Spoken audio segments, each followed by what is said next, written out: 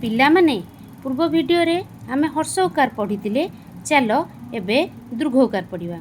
क हलंत युक्त दीर्घ उ समान कु, ख हलंत युक्त दीर्घ उ समान खु, गरे दीर्घ उ गु, घरे दीर्घ उ घु, चरे दीर्घ उ चु, छरे दीर्घ उ देले छु, जरे दीर्घ उकार देले जु, झरे दीर्घ उकार देले झु, टरे दीर्घ उकार देले टू, ठरे दीर्घ उकार देले ठू, डरे दीर्घ उकार देले डू, ढरे दीर्घ उकार देले ढू, णरे सेमती दीर्घ उकार देले णु, तरे दीर्घ उकार देले तू, थरे दीर्घ उकार देले थू, दरे दीर्घ उकार देले दू, धरे दीर्घ उकार देले धू, नरे दीर्घ उकार देले नु, परे दीर्घ उकार देले पू, फरे दीर्घ उकार देले फू, बरे दीर्घ उकार देले बू, भरे दीर्घ उकार देले भू, मरे दीर्घ उकार देले मु, जरे दीर्घ उकार देले जू, रे दीर्घ उकार देले रू, ळे दीर्घ उकार देले ळू, सरे दीर्घ उकार देले सु,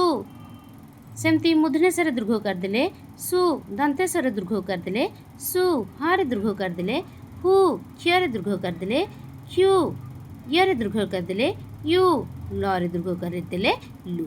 चलो एबे आमे केतेक वर्ड पढ़िबा।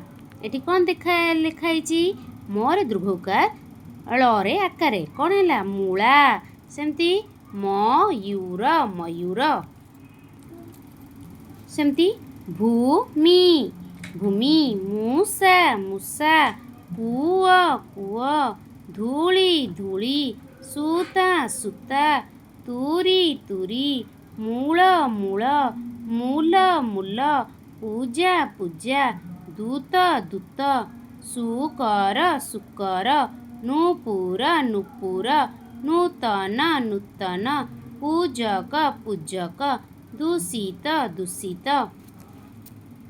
मरुभूमि मरुभूमि, कूअमूल कूअमूल, नदी कूल नदी कूल, तरुमूल तरुमूल, अनुकूल अनुकूल। चलो एबे आमे गोटे गप पढ़िबा। कौन पढ़िबा ना मूषा पाइला नुआ जीवन। नई कूल मयूरटीए चूल हलाई नाचुथाए, बुदा मूलरू सापटीए बाहरी मूषार पिछा कला।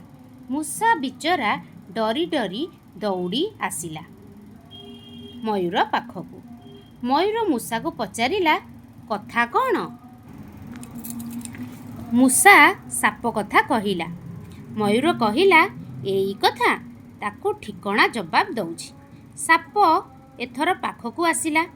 मयूर सापर काळकूट विषकू न डरी ताकू गड़ गड़ करी मारी पकाइला। मयूर दयारू मूषा नुआ जीवन पाइला। मयूर पाद धूली तिलक करी बुदा मूलकू चलीगला। ताले गोटे चलो कविता ये कौन लिखाई पढ़दबा। मयूर नाचुची चूल हलाई, बर आसुअछि तुरी बजाई। ताले मयूर आमर जातीय पक्षी। पिला माने आमर जातीय पक्षी ना कौन ना मयूर। मयूर केमिति नाचुची ना चूल हलाई, बर केमिति आसुची ना तुरी बजाई। अच्छा पिला माने आमे तो बुक रीडिंग करदेले दीर्घ उकार, तमे माने घरे याकू प्रैक्टिस करिवो।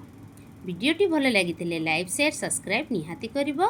आउ देखा गोटे नेक्स्ट वीडियो रे यार क्वेश्चन आंसर मु तुमको कराइबी।